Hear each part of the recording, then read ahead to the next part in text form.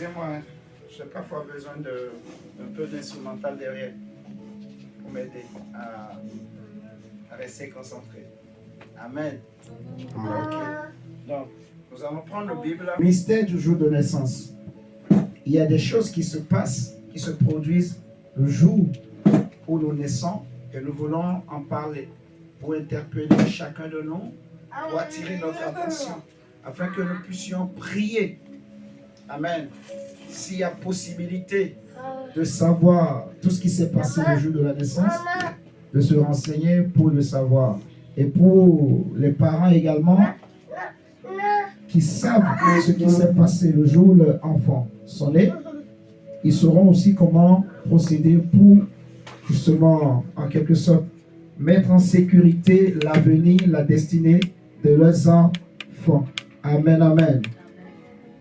Nous allons prendre nos Bibles dans Ézéchiel chapitre 16. Ézéchiel au chapitre 16. On avait utilisé ça comme sujet de prière hier pour prier le Seigneur.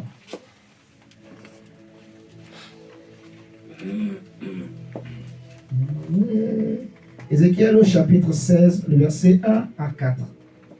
La parole de Dieu nous dit, la parole de l'Éternel me fut adressée en ces mots. Est-ce que nous sommes tous là? Je n'entends pas votre voix. Est-ce que vous êtes là avec moi ce matin? Amen. Je répète, est-ce que vous êtes là ce matin? Amen. Amen, amen. Amen. Est-ce que vous êtes là ce matin? Amen, amen. J'ai besoin vraiment que vous soyez là. Est-ce que vous êtes là ce matin? Amen, amen. Oui. Ézéchiel chapitre 16, du verset 1 au verset 4. Il est écrit, la parole de l'Éternel me fut adressée en ces mots. Fils de l'homme, fais connaître à Jérusalem ses abominations. Tu diras ainsi, par le Seigneur l'Éternel à Jérusalem, par ton origine et ta naissance, tu es du pays de Canaan. Donc, Dieu commence par parler de l'origine et de la naissance. Tu es de quelque part. Alléluia. Amen. Par ton origine et ta naissance, tu es du pays de Canaan. Ton père était un Amoréen et ta mère une Hétienne. À ta naissance, au jour où tu naquis, ton nombril n'a pas été coupé. Tu n'as pas été lavé dans l'eau pour être purifié. Tu n'as pas été frotté avec du sel. Tu n'as pas été enveloppé dans des langes. Point. Ton nombril n'a pas été coupé. Si vous avez suivi avec moi ce texte qu'on vient de lire, dans le verset 3, on nous parle de l'origine et de la naissance qui est rattachée à un lieu. Et dans le verset 4, le Seigneur dit à Israël, premièrement, lorsque tu étais né, ton nombril n'a pas été coupé. Et cela m'étonne. Et vous allez comprendre, en fait, qu'est-ce que Dieu veut dire. Dans la logique, quand un enfant naît, les sages femmes qui procèdent à l'accouchement pour aider la maman, elles sont là justement pour aider à ce qu'on coupe le cordon ombilical. Amen, amen. Amen. Et il y a beaucoup de mystères autour du cordon ombilical, suivant les coutumes, en fonction des traditions, des pays, des localités. Dans certains pays, si je prends l'exemple de l'Afrique par exemple, je vais partir par exemple au Cameroun. Il y a des tribus au Cameroun, quand l'enfant naît, la maman ou la mamie plutôt, ou les tatas viennent pour prendre le cordon ombilical. Alléluia. Amen. Pour aller faire quoi? On ne sait pas. On le sait, mais bon, on va dire, tout le monde ne sait pas qu'est-ce qu'ils vont aller faire avec le cordon ombilical. Si vous prenez d'autres familles, par exemple, quand l'enfant naît, c'est le père la sage-femme donne le cordon ombilical au papa qui prend le cordon ombilical, qui va aller l'enterrer quelque part pour que tout le monde ne sache pas où est-ce qu'on a enterré le cordon ombilical. En Europe ici, il n'y a pas de mystère. Quand un enfant naît, on coupe le cordon ombilical, on va le jeter. C'est comme ça les Blancs ils font. Mais en Afrique, les gens savent tout ce qu'il y a comme mystère autour du cordon ombilical. Mais quelle que soit la civilisation, l'enfant ne grandit pas avec le cordon ombilical. Parce que le cordon ombilical lui permettait d'être nourri lorsqu'il était encore dans le ventre de sa mère. On est d'accord? Amen. Mais ici, Dieu dit à Israël que le jour où tu étais né, ce cordon ombilical n'a pas été coupé. Et c'est là que le Saint-Esprit m'a fait comprendre. Le cordon ombilical dont Dieu veut parler ici, cela n'a rien à voir avec le cordon ombilical physique. Si c'était le cordon ombilical physique, Dieu n'allait pas dire, Israël, ton cordon ombilical n'a pas été coupé. Le cordon ombilical permet de relier l'enfant à la mère. Amen, amen. Amen. Ça permet à la mère d'avoir une influence sur l'enfant, d'influencer l'enfant, de le nourrir, mais aussi de lui communiquer sa vie, lui communiquer ses pensées. Vous allez voir une femme, par exemple, quand elle est enceinte, si elle mange, je ne sais pas moi, je prends un exemple là, excusez-moi, si elle mange beaucoup d'arachides, elle mange beaucoup certains aliments, l'enfant en grandissant risque aussi de commencer par aimer trop ces aliments. Vous êtes d'accord avec moi?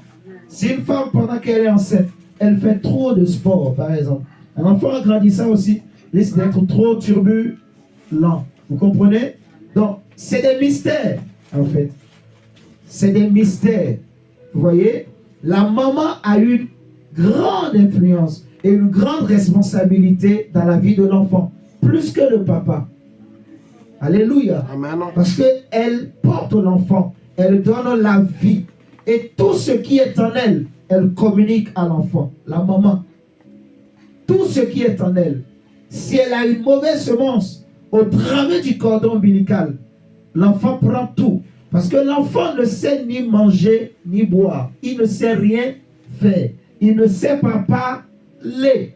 Vous voyez? La seule personne que l'enfant connaît, c'est la maman. Alléluia. Amen. Et l'enfant est nourri directement au travers du cordon ombilical. S'il a besoin de boire, c'est au travers du cordon ombilical. C'est le cordon ombilical qui fait le lien entre la maman et l'enfant. Amen, amen. Amen. Donc, le cordon ombilical est très important. Mais Dieu est en train de reprocher quelque chose à Israël. Il lui dit que, fils de l'homme, parle à Israël, fais connaître à Israël ses abominations. Maintenant, Dieu est en train de faire le lien entre le péché d'Israël et sa naissance et son origine. Suivez-moi très très bien. Amen. Si quelqu'un a sommeil, lève la main. Qui a sommeil ce matin? Fais comme ça. Fais coucou à Jésus. Fais comme ça. Alléluia. Amen. Fais comme ça. Bouge un peu, parce que c'est un message vraiment important. Je veux que tu comprennes bien. Alléluia. Ne faisons pas attention à Isaac. Ça ne va pas nous déranger au nom de Jésus. Restons concentrés. Alléluia. Si quelqu'un a sommeil, fait comme ça. Lève ta main seulement. Lève ta main. Faisons un coucou à Jésus. Dis Jésus, je t'aime. Seigneur, merci, je t'aime. Fais bisous à Jésus. Fais bisous à Jésus. Vous savez, hein, des fois, même les lunettes là, ça donne le sommeil. Moi, des fois, j'enlève. Vous savez ça? Je vous dis la vérité. Si j'ai sommeil, j'enlève mes lunettes. Alléluia. Amen. Il faut vraiment qu'on soit éveillé. C'est un message très important. Si tu vois que tu as sommeil, tu peux même aller prendre de l'eau. Demande une bouteille d'eau. Il n'y a pas de honte. Quand on te donne, tu mets un peu sur les yeux. Moi aussi, j'en ai à côté là. Mais on ne va pas dormir. On va bien écouter, bien suivre pour bien comprendre. Il y a un message, il y a une leçon à tirer de ce message. nous voulons parler du mystère du jour de la naissance. Et on ne peut pas parler du jour de la naissance sans parler aussi du jour de la mort. Les deux sont liés. Il faut que vous compreniez très bien le jour de la naissance et le jour de la mort. Dans la vie d'un homme, il y a deux jours qui sont importants dans la vie d'un être humain. Le jour où il est né, et c'est le jour-là que tout commence. Pour lui, que la vie commence. Et le jour où il meurt, c'est aussi ce jour qu'il quitte ce monde. Vous voyez? Donc, les deux jours importants dans la vie d'un être humain, c'est le jour de sa naissance et le jour de sa mort. Mais Dieu a fait les choses en sorte que on ne peut pas parler de la naissance s'il n'y a pas eu au préalable la mort, en fait. Il faut qu'il y ait la mort pour qu'il y ait la naissance. Pour que Ève soit créée, Dieu a dû endormir Ève. Adam plutôt. Pour que Ève soit créée, Dieu a dû endormir qui? Adam. Alléluia. Donc, on ne peut pas parler du jour de la naissance sans parler du jour de la mort. Vous allez comprendre. Là, j'essaie d'aller un peu trop en besogne, mais nous allons bien comprendre. Déjà, dans ce texte qu'on a lu dans Ézéchiel, le Seigneur associe l'origine et la naissance ensemble. Vous voyez, Dieu veut montrer à Israël que le caractère que tu as, la vie que tu as aujourd'hui, le comportement que tu as, les difficultés que tu as, les problèmes que tu as, en réalité, c'est lié à ton origine et au jour de ta naissance. Je répète. Nous allons reprendre la Bible ensemble. Regardons la Bible ensemble. Et relisons du verset 1, Ézéchiel 16. Il est dit, la parole de l'Éternel me fut adressée en ces mots. Je vais laisser la sœur Karine Ebanouli, s'il te plaît. Merci.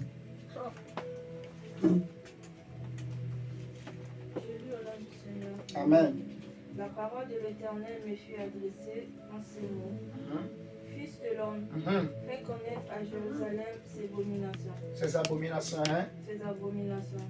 Les abominations, là, c'est quoi? Le péché, la saleté, la mauvaise vie, la vie médiocre, les problèmes, les difficultés, les meurtres, les incestes, la sorcellerie. Vous voyez? La méchanceté, la haine, le vol, le mensonge, les limitations, tout ça là, ça fait partie des abominations. Ce qui pousse les hommes à commettre des abominations, c'est le péché. Alléluia. C'est le péché. Un père qui couche avec sa fille, une fille qui couche avec une mère plutôt qui couche avec son fils, un frère qui viole sa sœur, un frère qui va chez un féticheur pour demander la mort, je ne sais pas, de sa sœur, pour avoir l'argent. Des enfants qui vont chez les féticheurs pour transformer leurs autres frères. Par exemple, comment on appelle, en source d'argent. Donc, on te donne un gris-gris, tu prends ton petit frère, tu lui fais quelque chose et il devient comme un dieu zinzin. Tu le mets dans un coin, dès que tu viens, tu prononces son nom, il te vomit l'argent. Tout ça là, les hommes le font, qu'est-ce qui les pousse à le faire? C'est le péché. Et toutes ces choses qu'ils font, c'est des abominations. Tu vas voir un homme, par exemple, on va lui dire, si tu veux être millionnaire, il faut que tu couches avec un animal. Il faut que tu couches avec ta mère. Il faut que tu manges du caca. Comme le frère Yob a dit la dernière fois, de la merde. Alléluia. Amen. Il y a des choses qu'on impose aux hommes, qu'on demande aux hommes, et les hommes les font. Pourquoi? C'est le péché. Donc on dit, fils de l'homme, fais connaître à Jérusalem ses abominations. Donc Dieu veut dire à Jérusalem l'origine de ses problèmes. Je répète, le Seigneur veut faire connaître à Jérusalem l'origine de ses problèmes, la source de ses problèmes. Ça vient d'où? Ça a commencé où? Ça a pris origine, ça a pris racine où? Alléluia. Amen. On continue la lecture. Tu diras, ainsi parle le Seigneur. Ainsi parle le Seigneur, l'Éternel, à Jérusalem. Par ton origine par ton origine et ta naissance, et ta naissance, tu es du pays de tu es du pays de Canaan. Canaan. Ça veut dire que le problème que tu as, c'est lié à ton origine. C'est lié à d'où tu viens. Un juif, par exemple, qui est né en Israël, il n'aura pas les mêmes problèmes qu'un juif qui est né, vous voyez, je ne sais pas, en Afrique. Il y aura des problèmes qu'ils auront en commun, mais il y aura d'autres problèmes qu'ils ne pourront pas avoir en commun. C'est lié à l'origine, c'est lié aussi au lieu de naissance et au jour de naissance. C'est très important, suivez-moi. Quelqu'un qui est né en Europe, et je prends 2 Africains, 2 Congolais, un qui est né ici en Europe, qui a grandi ici, un autre qui est né au Congo, qui a grandi au Congo. Les 2 sont Congolais. Le sang congolais coule dans leurs veines, tous les 2, vous voyez? Mais il y aura certains problèmes qu'ils peuvent avoir, certains traits de caractère. Mais il y aura d'autres difficultés qu'ils n'auront pas en commun. Parce qu'ils ne sont pas nés au même endroit. Est-ce que vous me suivez? Il y a l'origine, il y a la naissance, le jour de la naissance. On peut aussi dire le lieu de ta naissance. Là où tu es né, le jour où tu es né, l'endroit où tu es né, ça compte. Et Dieu veut faire connaître à Israël, à Jérusalem, l'origine de ses soucis. Dieu pointe du doigt, premièrement, l'origine. Ça veut dire le sang. Alléluia. Le sang. Le sang. On continue. Ton père était Un Amoréen. Ton père était un Amoréen. Et ta mère une Étienne. Alléluia. À ta naissance, Donc, on dit, le Seigneur dit, ton père est un Amoréen, ta mère une Étienne. Ce n'est pas au hasard. Parce que les Amoréens sont caractérisés par quelque chose. Amen. Les Étiennes sont aussi caractérisés par quelque chose. Les filles Étienne. Ceux qu'on appelle les fils de Heth ou les filles de Heth, ils sont caractérisés par un comportement. Ceux qu'on appelle les Amoréens aussi, ils ont aussi un caractère, quelque chose qui les caractérise. Vous voyez? On continue. À ta naissance,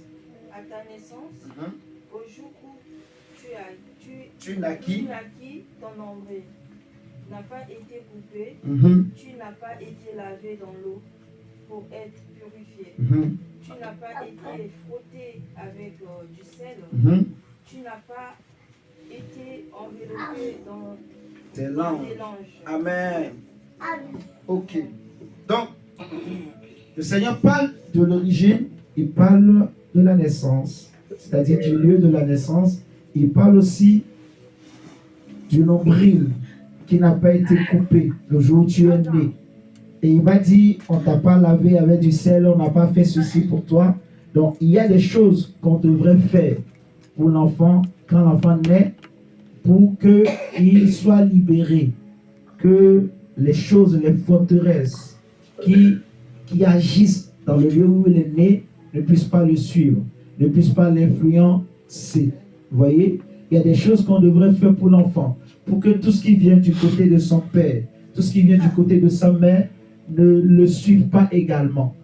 Et tout ça, ça passe par le nombril. Il y a des actes à poser. Quand vous prenez la loi de Moïse, par exemple, Dieu a demandé des choses qu'il faut faire. Quand un enfant naît, il faut l'amener au temple, il faut faire des sacrifices à l'Éternel. Il y a pas mal de choses à faire. Amen, amen. On ne va pas rentrer dans tous ces détails. Mais le premier point qu'il faut retenir, le problème que tu as, le problème que je peux aussi avoir dans ma vie. Parfois, il faut aller fouiller l'origine et le jour de la naissance. Tout a commencé là-bas. Amen. Je vous dis la vérité. En fait. Tout a commencé là-bas le jour de la naissance.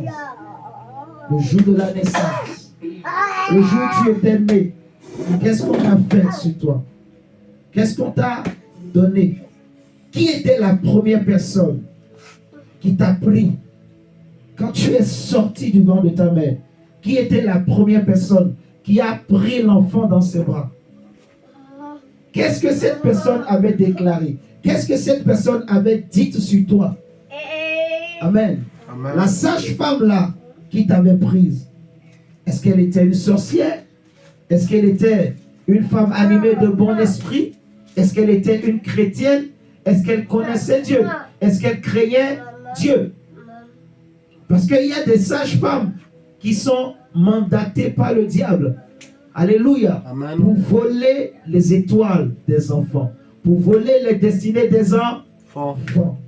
Lorsque un enfant vient au monde, en fait, l'enfant vient avec tout ce qui lui concerne, toute sa vie, toute sa destinée. Quand un enfant naît, il naît avec tout. Quand vous regardez dans Genèse, avant que Dieu ne crée l'homme, Dieu a d'abord créé tout. L'homme a été créé en dernière position. Vous vous rappelez très bien? Donc, tout ce dont l'homme avait besoin et tout ce dont il aura besoin avait déjà été créé avant qu'il ne naisse. On est d'accord? Donc, quand un enfant naît, quand un homme vient au monde, tout ce dont il a besoin, il vient avec ça. Je répète, lorsqu'un enfant naît, tout ce dont il aura besoin pour vivre, pour réussir dans la vie, il naît avec tout. Il naît avec l'intelligence, il naît avec la sagesse, il naît avec l'argent, les moyens, les finances. Si demain il sera un homme riche, il naît avec cette richesse en lui déjà. Vous voyez? Paul va dire aux Galates, par exemple, dans Galates chapitre 4, que aussi longtemps que l'héritier est un enfant, il n'est pas différent d'un esclave. Amen, amen. Amen. Donc, l'enfant naît avec tout ce qu'il lui faut pour vivre. Mais il faut juste attendre le temps. Au fur et à mesure qu'il grandit, qu'il va commencer par les manifester. Amen. Amen. Ainsi, si vous prenez avec moi, par exemple, Genèse 35. Regardons Genèse 35.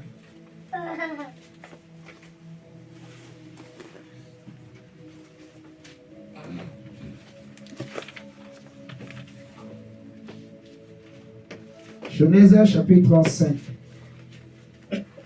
Le verset 16 à 18. Non, avant même de prendre Genèse 35. Regardons. On va prendre... On va regarder la naissance de Jacob et de son frère Ésaü.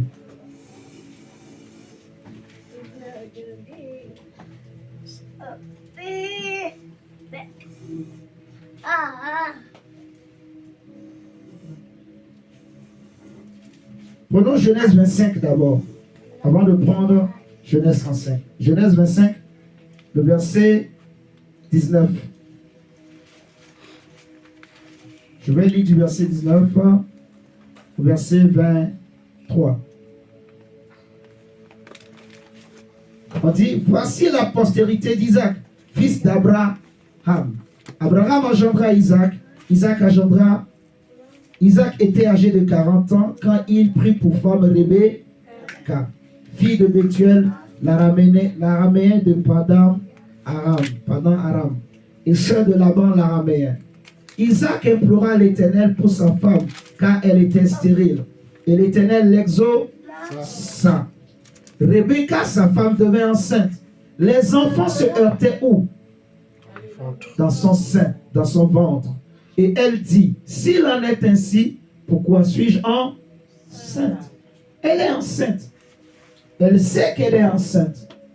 Si elle va à l'hôpital, les médecins qui vont la consulter, ils vont voir qu'elle a 2 enfants, 2 bébés dans son ventre. Mais le mystère, l'avenir qui concerne la vie, l'existence de ces 2 enfants, ce qui va leur arriver dans le futur, le médecin ne sait pas. Alléluia. Amen. Le Dieu qui forme l'enfant dans le ventre de la mère. La Bible dit dans les Proverbes que, est-ce que tu sais comment l'enfant se forme dans le ventre d'une femme? Ce n'est pas l'homme qui le fait, mais c'est Dieu qui forme l'enfant dans le ventre d'une femme. Et la médecine ne saura pas te dire ce que cet enfant sera demain. C'est impossible. Les médecins, avec les rayons X, avec les scanners, ils peuvent voir ce qui est dans le ventre de la femme. Mais il y a une autre connaissance, une autre intelligence, une autre lumière à laquelle il ne peut pas accéder, qui est détenue par Dieu seul. Alléluia. Amen. Et Rebecca étant enceinte, elle voit que les enfants se battent dans son ventre. Est-ce que tu as déjà vu des bébés dans le ventre en train de se battre? L'autre donne le coup de pied, l'autre aussi donne des coups de pied. Ils se battent. Oh, pourquoi ils se battent? Pour nous les hommes, on va trouver que c'est normal. Tu vas voir la femme, elle va rigoler. Elle va dire, hé chérie, les enfants se battent dans le ventre. Le chéri aussi va rigoler. Ah, mais il rigole. Ah, tu mets tes oreilles, tu entends, tu dis, j'entends, il bouge. Il donne, ah, il m'a donné un coup de pied. Souvent, les femmes, ils prennent ça à la légère. Il ne faut pas prendre ça à la légère. Suivez-moi très très bien. Rebecca dit, s'il en est ainsi, elle dit, pourquoi suis-je enceinte? Pourquoi l'enfant donne des coups de pied? Elle est partie aller consulter l'Éternel. La Bible nous dit, s'il en est ainsi, pourquoi suis-je enceinte? Elle alla consulter l'Éternel.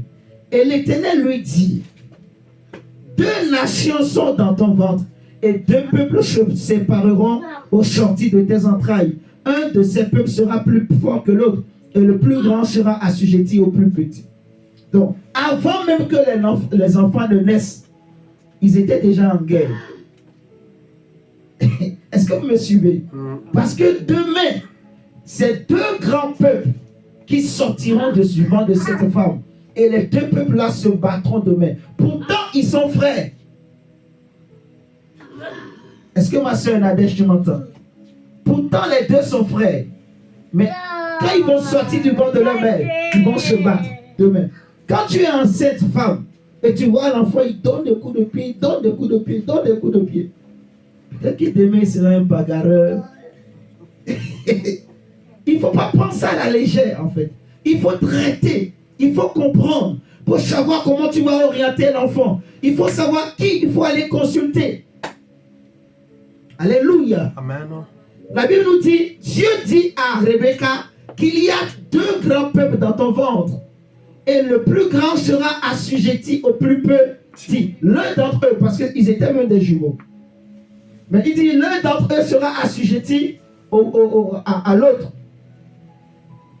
La Bible nous dit au verset 24 que les jours où elle devait accoucher s'accomplirent. Et voici, il y avait 2 jumeaux dans son ventre. Le premier sortit entièrement roux, comme un manteau de poil.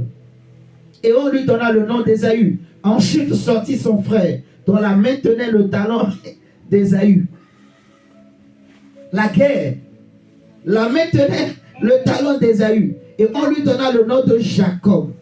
Isaac était âgé de 60 ans lorsqu'il naquit. Donc vous imaginez, Jacob et Ésaü se battaient dans le ventre. Même pour sortir, Jacob dit non, c'est moi je sortirai le premier. Isaac dit non, ce n'est pas toi, c'est moi. Donc ils se battent.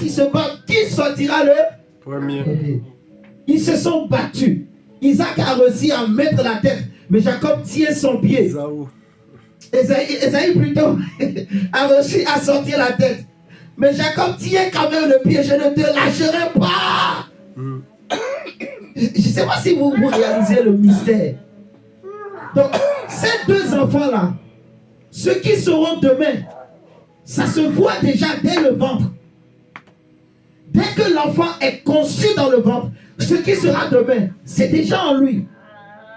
Il faut juste, c'est juste une question de temps. Quand il va naître, il va le manifester. Vous me suivez? Suivez-moi très très bien. Isaac dit non. Et je dis Isaac. Jacob dit non. Ésaü, je ne te laisserai pas sortir avant moi. C'est moi. Donc dans le ventre, ils se sont battus. Mais Ésaü a réussi à sortir le premier. Comme lui, il était sorti le premier. Malgré que Jacob tenait son pied. Ça veut dire quoi? Que c'est Ésaü qui est censé réussir. C'est Ésaü qui est censé dominer sur Jacob. Mais regardez les choses, comment Dieu fait les choses. Comment Jacob il a continué à combattre son frère. Quand ils sont nés tous les deux, la Bible dit il tenait le pied de Ésaü. Quand ils ont grandi, Isaac, voyant qu'il va mourir bientôt, il dit à Ésaü, mon fils, je vais mourir bientôt. Va me chercher un gibier comme j'aime. Je vais manger, je te bénirai. Qui devra recevoir la bénédiction? Isaïe. C'était Ésaü. Vous êtes d'accord avec moi? C'était Ésaü. Isaac voulait bénir Ésaü. Mais comme Jacob a tenu le pied d'Ésaü, il n'a pas lâché. Malgré qu'ils sont sortis du ventre de la mère, Jacob continuait toujours à combattre Ésaü. Ésaü revient du champ. Il avait faim. Il dit, mon frère, donne-moi ton potage. Donne-moi de tes lentilles. Dis-moi, est-ce que pour mon frère a faim? Il me demande à manger. Est-ce que j'ai besoin de lui dire, vends-moi ton droit d'aînesse? Pour que vous compreniez en fait le mystère du jour de la naissance. Quand un enfant naît, il naît avec tout. Et tout commence le jour de la naissance. Qu'est-ce qui s'est passé? Qu'est-ce qui s'est passé quand l'enfant sortait du ventre? Qui a pris l'enfant dans ses bras? Qui lui a donné un nom? Amen. C'est très important. C'est ce qui a fait que dans la suite, Jacob a dit à Ésaü, vends-moi ton droit d'aînesse pour changer les choses. Donc Ésaü est sorti le premier, mais parce qu'il a vendu le droit d'aînesse, Jacob a changé les choses. Vous comprenez? Et tout ça, on pouvait le lire déjà à la naissance. Il a tenu son pied. Il a tenu le pied. C'est la guerre. Vous comprenez? Donc, Dieu dit à la maman que avant que les deux ne naissent, voici leur avenir. Voici ceux qui seront. Donc, Dieu connaît ce que chacun de nous sera demain. Dieu a déjà prévu ce que chacun de nous sera demain. Et le jour où nous étions nés avec. Maintenant, je vais nous expliquer quelque chose. Comme le jour où Jésus était né, la Bible nous dira qu'il y avait des mages qui étaient venus de l'Orient. Ils sont venus, ils ont dit, on a vu une étoile.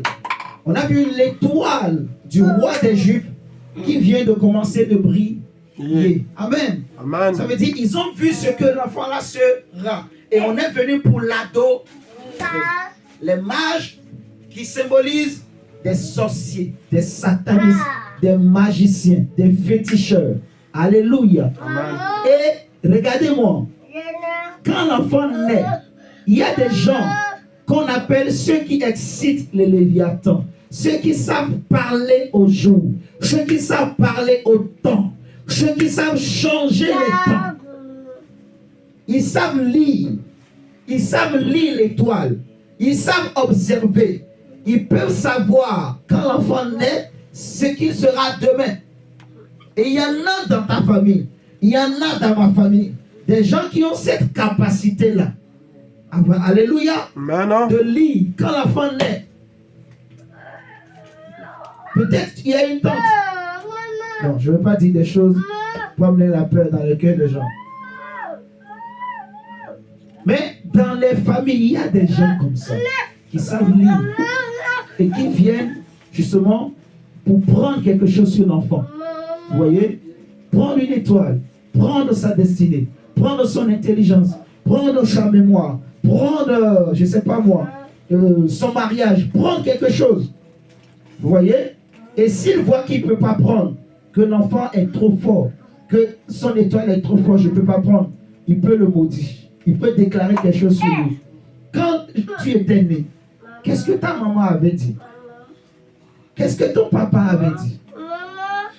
Qu'est-ce que tes frères ont dit sur l'enfant qui vient d'arriver? Normalement, quand un enfant naît, il faut lui dire bonne arrivée. Il faut lui dire sois le bienvenu. Nous sommes heureux que tu sois avec nous. Nous sommes heureux que tu sois venu. Que le jour de ta naissance soit béni. Il faut dire de bonnes paroles sur l'enfant. Mais regardez ce que certaines mamans disent. Cet enfant-là, tu m'as fait trop souffrir. La Bible nous dit dans Genèse 35. Regardez Genèse 35.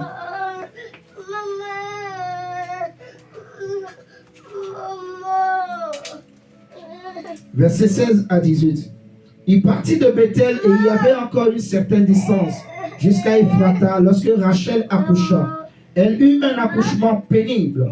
Et pendant les douleurs de l'enfantement, la sage-femme lui dit, ne crains point, car tu as encore un fils. C'est ce que la sage-femme lui a dit. Ne crains point, car tu as encore un fils. La Bible dit, et comme elle allait rendre l'âme, car elle était mourante, elle lui donna le nom de Ben-Oni. Mais le père l'appela Benjamin. Ben-Oni, ça veut dire quoi? Le fils de ma douleur, de ma souffrance, de ma mort. Donc c'est l'enfant-là qui m'a tué.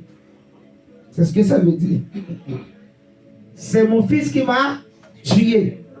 C'est lui qui m'a tué, donc il soit maudit. Est-ce qu'un fils tue sa maman?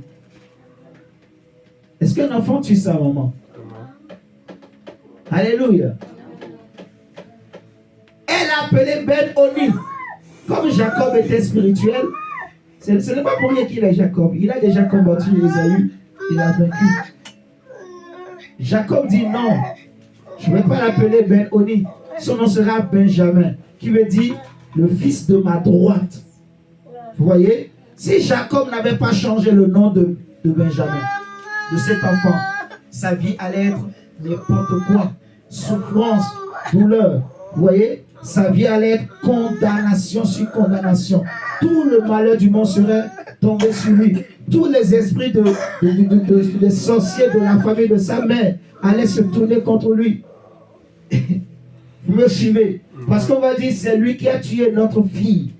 C'est lui. C'est lui. Ses autres frères aussi risquent de le condamner, de l'accuser. Tu es un assassin, c'est toi qui as tué ta mère. Ce n'est pas pour rien que ta mère t'a donné le nom de Ben-Oni. Partout où cet enfant ira, on va toujours l'accuser, le condamner. Tu es un tueur. Un tel enfant même, un meurtrier. Un tel enfant même, il risque de devenir lui-même un vrai meurtrier demain. Un assassin, un brigand. C'est comme ça, vous allez voir des enfants grandissent. On ne sait pas pourquoi. Ils se tournent vers le banditisme. L'enfant était bien. Mais en grandissant, il se tourne vers le banditisme. Il faut aller chercher. Qu'est-ce qui s'est passé le jour de la naissance? Qu'est-ce qu'on a dit? Tu vas voir quand l'enfant naît, il y a des gens qui peuvent venir même. Il prend l'enfant dans ses bras. Ah! Il sort. Tu vas voir la tante, il prend le bébé. Ah! Notre fils. Notre fils. Tu ne ressembles même pas à notre grand-père. Bien, tu vas voir, mais ils vont dire, ah! Il ressemble à tel oncle qui était au village. Il faut refuser. C'est un transfert qu'ils sont en train de faire. Mais nous, les hommes, on rigole.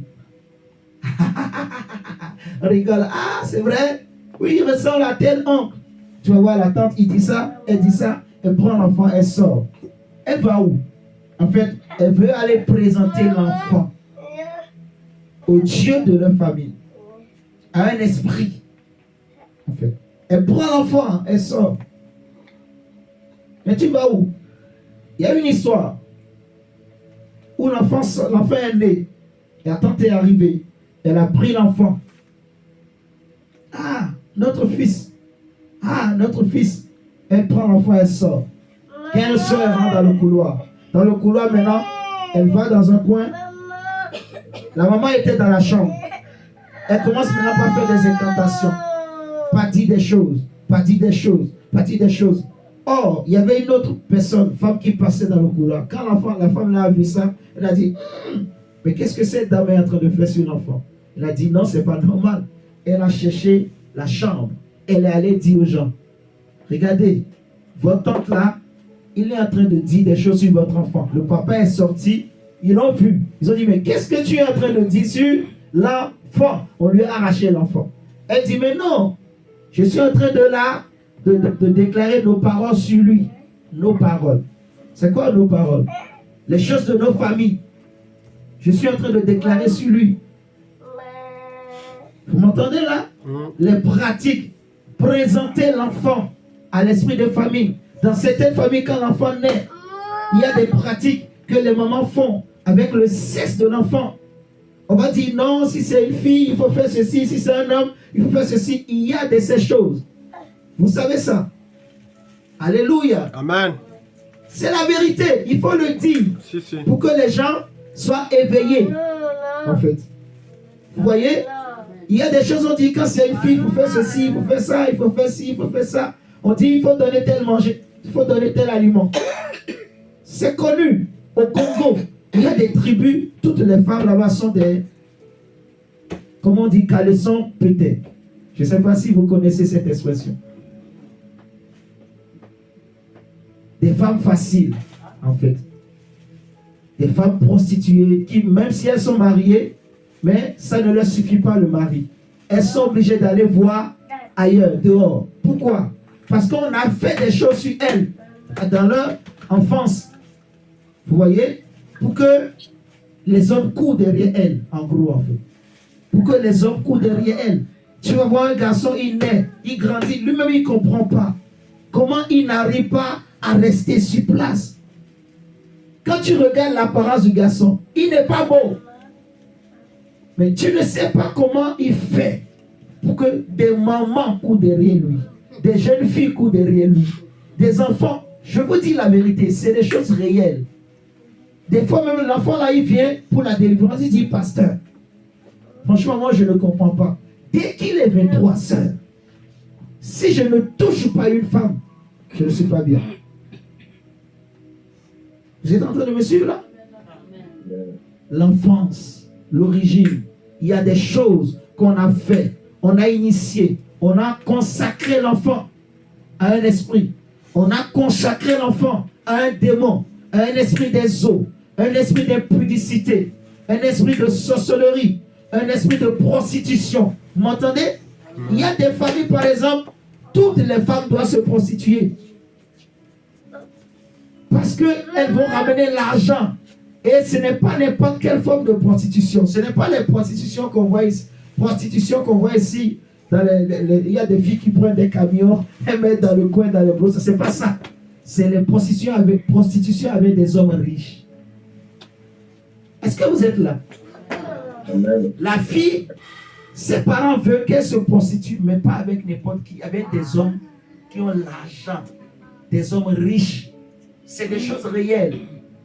Et ça se transmet de génération en génération. Si une mère, elle a fait ça, tu vas voir de telles femmes, par exemple, elle peut avoir des enfants, beaucoup d'enfants, mais elle n'a pas de mari. Elle n'a pas eu stabilité dans le mariage. Vous voyez? Elle a fait la vie avec un homme, elle a eu un enfant là-bas, et puis elle ne peut pas rester dans le mariage. Parce qu'on l'a consacré. À quel esprit on t'a consacré quand tu étais né? La sage-femme qui t'a pris. Parce que dans la loi de Moïse, on dit quand l'enfant naît, il faut le consacrer à l'Éternel. Il faut le présenter à Dieu. Pour que Dieu protège l'étoile de l'enfant. Mais dans nos familles, toi, à quel esprit on t'a consacré? Vous êtes en train de m'écouter? Amen. La sage-femme qui t'a prise dans ses mains, elle a dit quoi? Elle a déclaré quoi?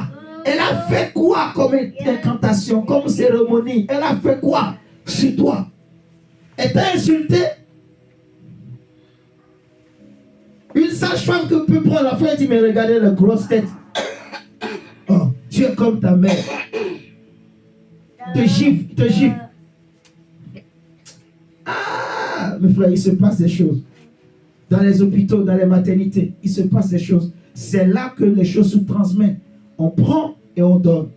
Dans les maternités, il se passe beaucoup de choses. Il y a des transferts. Si Dieu nous ouvrait les yeux, vous allez voir. C'est un gros marché, un grand marché de transfert, les maternités. Où on prend des étoiles, on donne des esprits aux enfants, on sacrifie les enfants, on les initie, on les consacre à des démons, on les consacre à des esprits de famille, même ici en Europe, même ici à Lyon. Il y a la statuette là d'une femme là, ici à Lyon.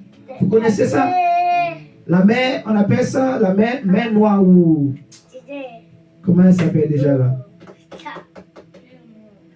Hein? C'est pierre noire. C'est soit pierre noire ou mer noire, c'est une statuette d'une femme.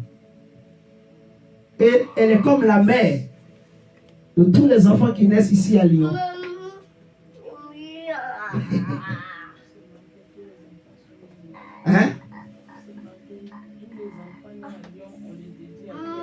le dédie à Pied Noir. Mais vous êtes là, à Lyon ici. On m'a dit, ah bon. Non, en fait, parce que c'est des choses que beaucoup de gens ignorent. Vous voyez ce que je suis en train de le dire? Mais c'est réel, en fait. Quand les enfants naissent dans les maternités, ils sont consacrés déjà à cette pierre noire-là. C'est un esprit, c'est une déesse dans le monde spirituel. C'est un démon, en fait. C'est des esprits qui dominent sur la vie de Lion. Et dans chaque famille, il y a un esprit qui domine. Dans chaque famille. Que tu sois né en Afrique, vous voyez, l'origine et la naissance comptent. La naissance, c'est par rapport au lieu où tu es né et au jour où tu es né. Le lieu où tu nais est important. Le jour où tu nais est important. Ton origine aussi est important. L'origine de tes parents, de ta maman également et de ton père. Vous voyez? Donc, il faut couper le cordon ombilical. Et les choses qu'on a dit sur toi, l'esprit auquel on t'a consacré. Tu vas voir quelqu'un grandir, mais la vie ne marche pas. Souffrance sur souffrance, malheur sur malheur, douleur sur douleur. Aujourd'hui, il s'est battu. Il a commencé par gagner 5 francs, 10 francs, 1000 francs, 300 francs, 2000 francs. Ah, il dit, ah, Dieu m'a béni. J'ai un salaire de 2000 euros par mois. Mais après 1 an, il perd son emploi. Rebelote, 1 an de chômage. Il va se battre. Allez, je vais faire une autre formation. Il fait une autre formation. Après, il trouve encore un boulot. Il commence par 1200 euros. Il accepte même. Mais au bout de 1 an, encore, le boulot est fatigué. Il y en a même. Il était bien. Mais subitement, il devient alcoolique. Un père de famille qui aime ses enfants, qui aime sa femme, qui est chauffeur, qui est taximan, qui est informaticien. Il est docteur. Il y a des histoires. Tu peux voir quelqu'un, il a étudié, il est docteur, médecin. Mais subitement, il ne veut plus faire la médecine. Oh non, je fais seulement la cuisine. Donc il reste à la maison seulement, il fait à manger seulement. Il aime trop la pâtisserie. Il veut faire seulement la... Tu trouves ça normal? La naissance, mes frères et sœurs, la naissance. La naissance. Tu peux voir un homme, il n'a pas beaucoup d'argent. Il n'en a pas aussi très peu. Il a le minimum. Vous voyez? Il a le nécessaire pour prendre soin de ses enfants, de sa famille. Mais subitement, cet homme, il devient alcoolique. Il devient alcoolique. Il commence par boire. Il boit, il boit, il boit. Dès qu'il prend le salaire, c'est les bars. Et il boit, il boit, il boit. Il rentre à la maison, il n'y a plus rien. Donc tout le mois, les gens n'ont rien à manger dans la maison. À force de faire comme ça, lui aussi, il perd son boulot. Mais il continue de boire. Qu'est-ce qui s'est passé? On a juste activé quelque chose. On l'avait consacré à un esprit. Vous m'entendez là? Amen. Oui, mon frère, ma soeur. Et Dieu veut nous libérer de ces choses. À quel esprit on t'a consacré dans ta famille? Le jour où tu es né, à quel démon on a consacré ta vie? On a consacré ton avenir. On a consacré ta santé. On a consacré tes entrailles. On a consacré tes études, ton travail, tes finances. Alléluia. Amen. Ça, c'est important de prier pour couper ça. Quel est le cordon ombilical qui n'a pas été coupé? Je ne parle pas du cordon ombilical physique, mais je veux parler du cordon ombilical spirituel dont le Seigneur parle dans Ézéchiel 16 qu'on a lu, qui doit être coupé. Amen. Regardez cette histoire, par exemple. On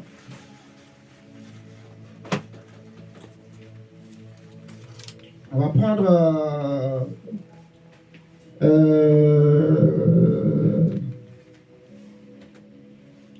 c'est 1 Samuel, ouais. Prenons 1 Samuel.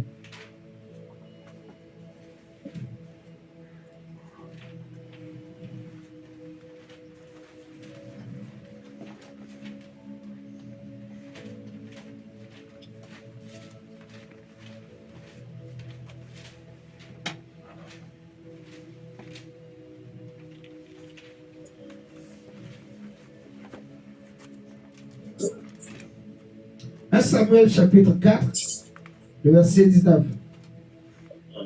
1 Samuel chapitre 4, verset 19. Regardez cette histoire. On a vu de l'autre côté la femme de Jacob qui donne le nom de Ben-Oni à son fils parce qu'elle a souffert pour le mettre au monde. Mais ce n'est pas une raison de l'appeler douleur, souffrance. Dans 1 Samuel chapitre 4, verset 19, on dit « Sa belle-fille, femme de Phiné, était enceinte et sur le point d'accoucher. » Ici, l'âge de l'alliance avait été prise. Israël était parti en guerre et ils ont perdu. Et le sacrificateur, Élie, ses 2 fils étaient morts au combat. Lorsqu'elle entendit la nouvelle de la prise de l'âge de Dieu, de la mort de son beau-père et de celle de son mari, elle se courba et accoucha, car les douleurs la surprirent. Comme elle allait mourir, les femmes qui étaient auprès d'elle lui dirent, « Ne crains point, car tu as enfanté quoi? Un fils. » Les sages-femmes disent, « Ne crains point, car tu as enfanté un fils. » Mais elle ne répondit pas et n'y fit pas attention. Elle appela l'enfant quoi? Ichabod. Elle a donné le nom de Ichabod à l'enfant en disant la gloire est bannie d'Israël. C'était à cause de la prise de l'âge de Dieu et à cause de son beau-père et de son mari. Elle dit la gloire est bannie d'Israël car l'âge de Dieu est prise. On est dans la même configuration que la maman, la femme de Jacob. La femme aussi était mourante parce que voilà, son beau-père est mort, son mari est mort, elle n'a plus rien à vivre. La douleur là a fait qu'elle a accouché sur place et elle mourait. Elle va donner le nom de Ichabod à l'enfant. Ichabod veut dire quoi? La gloire est bannie. Vous voyez? Ça veut dire cet enfant-là, elle bannit la gloire de sa vie. Je ne sais pas si vous êtes en train de comprendre. C'est très important. Les noms qu'on t'a donnés. Quand tu étais né, comment on t'a appelé? Il y en a, quand ils naissent, on leur dit, toi tu es mouche. Ouais, il y a des noms bizarres. On va dire, toi tu es une mouche. Surtout les Africains qui aiment faire des noms composés là. Hein? On prend un morceau de ce nom, on prend l'autre morceau, on met les deux ensemble, on donne un nom. C'est quoi le sens du nom là? Personne ne sait. On a juste fait un nom composé, mais on ne sait pas ce que ça veut dire. Tu vas parler en langue un jour. Tu comprends? Si Dieu ouvre les yeux, on va comprendre. C'est important. On ne donne pas un nom juste pour le plaisir, pour une fantaisie. Dans la Bible, on n'a jamais donné un nom à quelqu'un juste pour faire plaisir. Non. Les gens, on donne les noms pour dire ce qu'on veut, pour exprimer ce qu'on ressent. Le nom n'est pas donné au hasard comme ça. Le nom est donné par rapport à une circonstance, par rapport à un événement. Vous voyez? Par rapport à Dieu, le nom doit avoir un sens. Mais on te donne toi un nom qui n'a aucun sens. Ça ne veut rien dire. Il faut refuser. Tu dois connaître le sens de ton nom. Est-ce que c'est difficile ce que je dis? Amen. Elle donne le nom de Ichabod. La gloire est bannie à l'enfant.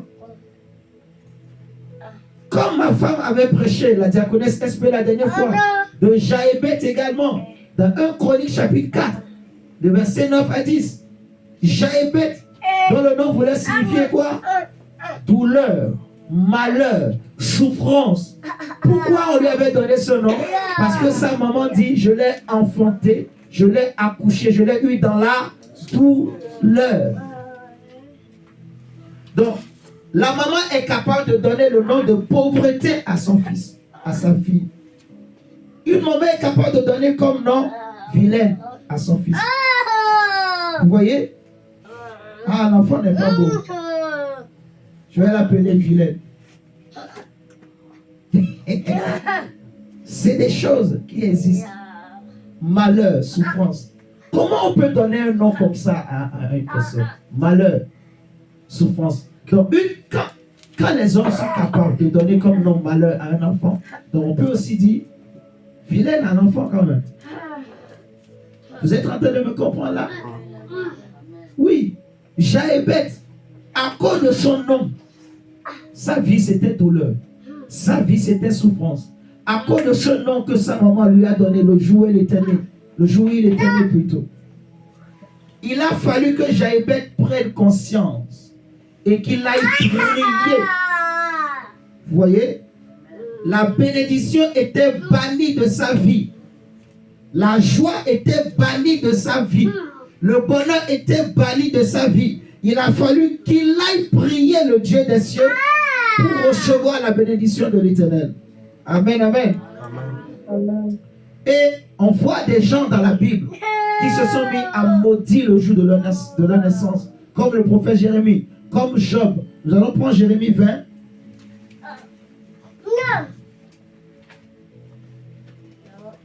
Jérémie chapitre 20. C'est une longue lecture, mais bon, je crois qu'on va sauter. Jérémie 20, verset.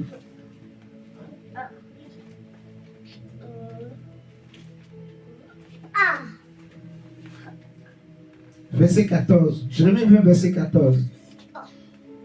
Là, Jérémie dit: maudit soit le jour où je suis né, que le jour où ma mère m'a enfanté ne soit pas béni. Pourquoi le prophète maudit le jour de sa naissance? Parce que malgré qu'il était prophète, il avait constaté que sa vie n'est que de souffrance. Pour parler, il est obligé de crier au point où il n'a plus de voix. Il souffre, il est obligé de se cacher. Quelle est cette vie-là? Il ne fait que se cacher. On le prend, on le jette dans le puits. Souffrance, douleur, difficulté. Ah, il dit: moi, le jour où je suis né. Que le jour où ma mère m'a enfanté ne soit pas béni. Maudit soit l'homme qui porta cette nouvelle à mon père. Qu'est-ce que cet homme a fait? Jérémie nous apprend des choses. L'homme qui a dit, quand un enfant est né là, il a fait quoi? Il a fait quoi? Il avait dit quoi? La première personne qui avait pris l'enfant, qui avait pris Jérémie dans ses bras, Jérémie le maudit. Vous comprenez ça? Jérémie maudit celui qui l'avait porté, la première personne qu'il avait porté et qui allait dire à ses parents: un enfant vous est né, vous avez un fils, vous avez un fils. Maudit soit l'homme qui porta cette nouvelle à mon père. Il était né un enfant mâle. Amen, amen. Et qui le combla de joie. Que cet homme soit comme les villes que l'Éternel a détruites sans miséricorde. Qu'il entende des gémissements le matin et des cris de guerre à midi. Que ne m'a-t-on fait mourir dans le sein de ma mère? Que ne m'a-t-elle servi de tombeau? Que n'est-elle restée éternellement enceinte? Pourquoi suis-je sorti du sein maternel pour voir la souffrance et la douleur, pour consumer mes jours dans la honte? Vous voyez? Jérémie maudit le jour de sa naissance parce qu'il sait que ce que je vis aujourd'hui, ça a commencé le jour de ma naissance. Dieu lui-même dit: Jérémie, avant que tu ne sois conçu dans le ventre de ta mère, je t'avais connu et je t'avais consacré prophète des nations. Donc, avant que Jérémie ne naisse, les souffrances d'elle étaient déjà là. Il aurait préféré ne pas naître. Parce qu'il est malgré prophète, mais il est né avec des problèmes, des souffrances, la honte, l'humiliation. Prophète, mais humiliation. S'il était possible de négocier avec Dieu, il allait négocier. Mais il dit non. Donc, même prophète là, c'est dès la naissance. Vous comprenez? Dès la naissance, homme de Dieu là, c'est déjà, même avant que tu ne sois conçu, Dieu t'a déjà préparé. Et quand tu nais avec ça. C'est juste une question de temps pour que ça soit manifesté. Un autre exemple encore, si nous prenons Job chapitre 3.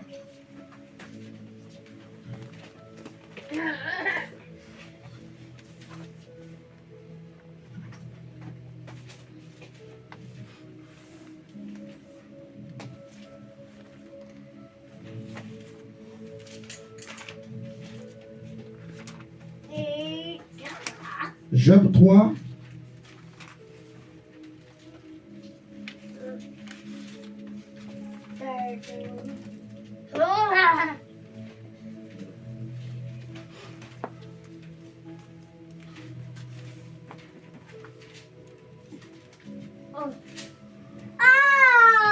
Verset 1. Après cela, Job ouvrit la bouche et maudit le jour de sa naissance. Il prit la parole et dit, périsse le jour où je suis né, et la nuit qui dit un enfant mal est conçu. Ce jour qui se change en ténèbres, que Dieu n'en ait point souci dans le ciel, et que la lumière ne rayonne plus sur lui, que l'obscurité et l'ombre de la mort s'en emparent, que des nuées établissent leur demeure au-dessus de lui, et que de noirs phénomènes l'épouvantent. On va s'arrêter là. J'aimerais qu'on prie, en fait. Si je peux faire un résumé de ce qu'on a vu ce matin. Il y a encore beaucoup de choses à dire. Mais à cause du temps, on va s'arrêter là. On va prendre même 5-10 minutes pour prier. Alléluia. Amen. Mais je vais vous faire un petit résumé pour que, au moins en sortant d'ici ce matin, tu retiennes quelque chose. On a parlé du mystère du jour de la naissance. Amen. Amen. On a vu dans Ézéchiel que le jour de la naissance est lié à l'origine et au lieu de naissance. Vous voyez? Et aussi au cordon ombilical. Dieu dit à Israël, d'après Ézéchiel 16, que ton problème vient de ta naissance. C'est très important. Ce que tu vis aujourd'hui, ma soeur, mon frère, va chercher ce qui s'est passé le jour où tu es né. Va regarder, est-ce que le cordon ombilical a été coupé? Comme Dieu dit à Israël, ton cordon ombilical n'était pas coupé. Donc, quand toi et moi, nous sommes devenus enfants de Dieu, tu es né de nouveau en Christ. C'est pas ça? En devenant enfant de Dieu, tu es né en Christ. Mais est-ce que le cordon ombilical de ta famille a été coupé? Ça doit être coupé. Amen, amen. Amen. Ça doit être coupé. Et on a vu avec, par exemple, Jacob et Ésaü, que quand un enfant naît, il naît avec toute son étoile. Vous voyez? J'ai parlé aussi de Jésus. Quand vous prenez Matthieu 2, on voit les mages qui viennent à Jérusalem pour voir l'enfant Jésus. Il est né avec son étoile. Dans Genèse 25 qu'on a pris, je crois, on voit que les deux enfants-là étaient nés avec leur étoile. On a vu avec la femme de Jacob, comment elle s'appelle déjà, Rachel, qui en mettant au monde Benjamin, elle va lui donner le nom de Ben-Oni, parce qu'elle était mourante. Vous voyez? On a vu aussi la femme, l'une des belles-filles du sacrificateur Élie également va donner un nom de Ichabod à son fils. Donc, il y a des gens qui donnent de mauvais noms à l'enfant. J'ai dit que quand un enfant naît, selon la loi de Moïse, il faut le présenter à Dieu. Mais dans nos familles, les enfants sont consacrés à des fausses divinités, à des démons, à des sorciers, à des esprits mauvais. Vous voyez? À des esprits de pauvreté, des esprits de limitation, en fait. Il y a beaucoup de choses. Amen, amen. Et c'est pour cela même Job et le prophète Jérémie, ils ont maudit le jour de leur naissance. Ils étaient fatigués, ils en avaient marre. Mais j'aime bien le comportement de Jaïbet. Quand il a compris que son problème venait de sa naissance, il s'est mis debout et il a prié. On va faire 2 sujets de prière, ou même 3, peut-être si le Saint-Esprit le permet. Mais le premier, nous allons prier par rapport à l'origine, par rapport à la naissance, au lieu de naissance, le jour où tu es né. Est-ce que c'était un lundi? Est-ce que c'était un mardi? Est-ce que c'était un mercredi? Est-ce que c'était un jeudi? Est-ce que c'était un vendredi? Est-ce que c'était un samedi ou un dimanche? C'est important. Le jour de ta naissance. Est-ce que c'est le premier jour de la semaine ou le dernier jour de la semaine? C'est important. Ce que je vous dis. Le lieu où tu es né. Est-ce que c'est en Afrique? Est-ce que c'est en Europe? Est-ce que c'est au village? Ainsi de suite. Tu vas te lever. Si tu peux te lever, si tu ne peux pas, tu peux rester assis. Mais nous allons prier par rapport à l'origine. Tu vas dire à Dieu, Seigneur, je connais mon origine. C'est-à-dire, je connais d'où vient mon père. Si tu connais le village de ton père, tu vas citer le nom du village de ton père. Alléluia. Si tu connais la ville où tu es né, par exemple, si c'est le Bénin, si c'est à Cotonou, si c'est le village, je ne sais pas, je donne un nom comme ça. Rougon-Dinan, par exemple, tu vois. Si tu connais, tu vas citer ces noms pour dire, Seigneur, moi aujourd'hui, je suis enfant de Dieu. Je renonce à l'origine de mon père et de ma mère spirituellement. Ça va rester en Vous voyez, tout héritage spirituel que j'ai reçu de mon père ou de ma mère, je renonce à ces héritages, je les détruis au nom de Jésus, Christ de Nazareth. Amen. Et le jour où je suis né, Seigneur, peu importe les esprits qui dominent, parce que je vais vous révéler une chose. Nous, les hommes, on dit lundi, mardi, mercredi, jeudi, vendredi. Mais est-ce que vous savez que ces jours-là sont consacrés à des démons? Vous ne savez pas. Dans la tradition grecque, gréco-romaine, en fait, on ne dit pas lundi, mardi, mercredi. C'est des noms de démons, de déesses. Est-ce que je suis en train d'ouvrir vos yeux? Lundi, c'est un démon. En fait, c'est le nom d'un esprit. Dans la mythologie grecque. Vous comprenez ça? Amen. Amen. C'est le nom d'un esprit, en fait, dans la mythologie grecque. C'est le nom de démon. Lundi, mardi, mercredi, jeudi, tout ça. Donc, il faut que tu pries. Si on t'avait consacré, si on n'avait pas fait des choses qu'il faut faire, comme Dieu avait dit Israël, personne n'a fait ce qu'il fallait faire pour toi, le jour où tu étais né. Dans Ézéchiel 16 qu'on a lu. Donc, il faut que les esprits qui dominent le jour où tu es né là, qui ne dominent pas ta vie. Vous voyez ce que je dis? Donc, on va faire ces 3 sujets de prière, au moins. Premièrement, prions d'abord par rapport à l'origine, par rapport au village et les héritages qui viennent de ton village, qui viennent de ton pays, de la ville où tu es né. Prie, Seigneur, je renonce à ces choses et que ces choses lâchent ma vie. Je les détruis au nom de Jésus. Élève la voix et prie le Seigneur au nom de Jésus. Prions. Seigneur, notre Dieu, Père. Même ceux qui sont en ligne, prions au nom de Jésus. Seigneur, notre Dieu, Père Tout-Puissant, éternel de gloire, Papa, je renonce, éternel Dieu.